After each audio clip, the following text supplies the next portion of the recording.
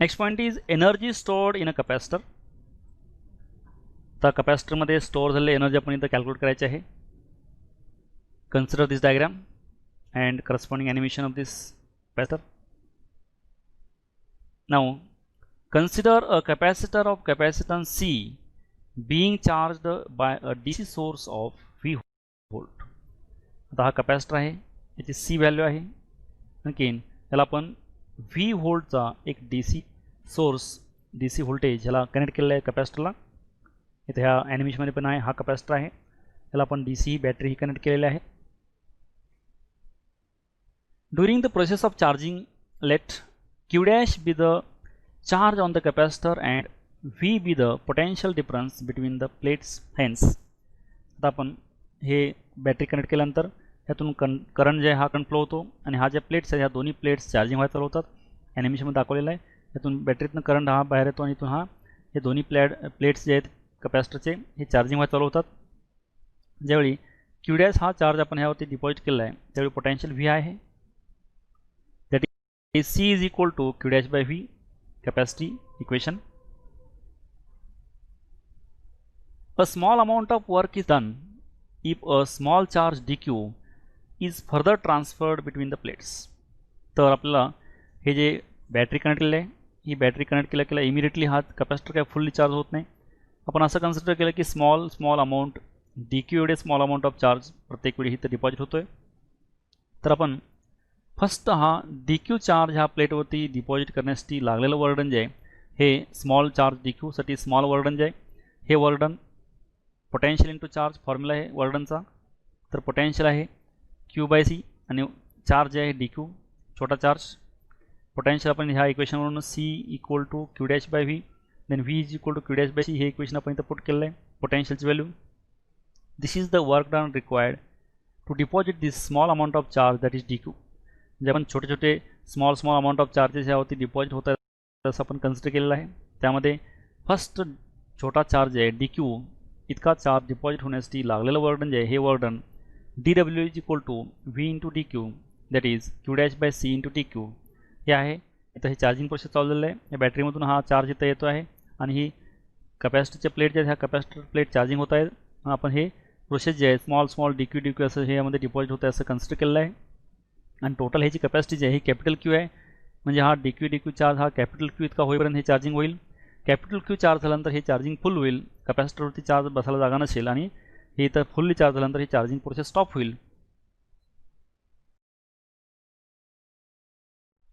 Now total work done in transferring the charge. आता आपण ह्या बॅटरीच्या पोटेन्शियलवरून आहे इथून चार्ज ह्या प्लेटवरती डिपॉझिट होतात आपण असं कन्सिडर केलेलं आहे DQ अमाऊंट ऑफ चार्ज. तर ही प्लेट फुल्ली चार्ज होण्यासाठी लागणारं वर्डन जे आहे हे work done W is equal to integration of dW म्हणजे प्रत्येक DQ चार्जला डिपॉझिट करण्यासाठी लागलेलं वर्डन आपण dW काढलेलं आहे. हे सर्व आपण dW वर्डन जर ॲड केले तर टोटल वर्डन मिळतं आणि हे dW इंटिग्रेशन घेतलेलं आहे. पण ह्याला लिमिट आहे. चार्जिंग ही 0ला स्टार्ट होतं आणि कॅपिटल Q इतकी जी कॅपॅसिटी आहे म्हणून कॅपिटल Q ही जी चार्जची कॅपॅसिटी झाल्यानंतर हे चार्जिंग स्टॉप होतं. म्हणून आपण हे ॲडिशन जे आहे इंटिग्रेशनची 0ला स्टार्ट केलं आहे कॅपिटल Qला स्टॉप केलं आहे आणि dW जे आहे ह्याची व्हॅल्यू आपण ऑलरेडी कॅल्क्युलेट केलं आहे ती Q dash by C DQ आहे. नाव C is constant taking out of this integration sign, hence remaining inside the integration sign is Q dash DQ. Now integration of Q dash DQ is Q dash square by 2, upper limit is capital Q, lower limit is 0. Then putting this upper limit that is Q square by 2 minus 0 square by 2 that is only Q square by 2 remaining, hence this 1 by C is as it is, that is rearranging terms 1 by 2 Q square by C. This is the total work done required to fully charge this capacitor. म्हणजे आपण ह्या DQ amount of इतकी charge ह्यावरती आपण value deposit करतोय.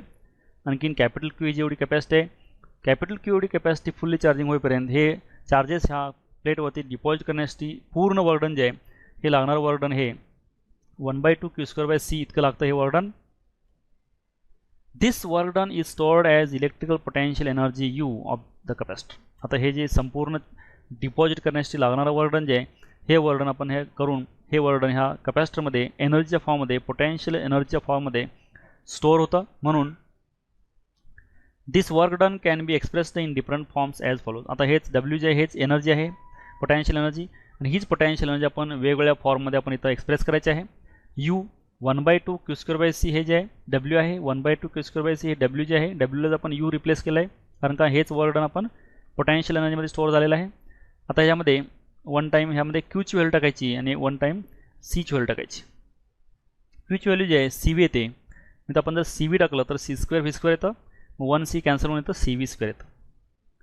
Next आपण जर तर क्यूची व्हॅल्यू त्याऐवजी सीची व्हॅल्यू टाकली सीची व्हॅल्यू क्यू बाय व्ही येते क्यू बाय व्ही टाकल्यानंतर इथं 1/क्यू येतं. म्हणजे energy in terms of charge capacity energy in terms of capacity voltage and energy in terms of charge voltage. म्हणजे या तिन्ही टर्मपैकी कोणत्याही दोन टर्म माहीत असेल तरी पण आपण एनर्जी काढू शकतो. म्हणजे उदाहरणार्थ चार्ज कॅपॅसिटी माहीत असेल किंवा कॅपॅसिटी व्होल्टेज माहीत असेल किंवा चार्ज व्होल्टेज माहीत असेल कोणत्याही टू टर्म्स जे आहेत ह्या माहीत असेल तर आपण एनर्जी काढू शकतो. इथं energy in terms of charge capacity energy in terms of capacity voltage energy in terms of charge and voltage. This is the energy in different conditions.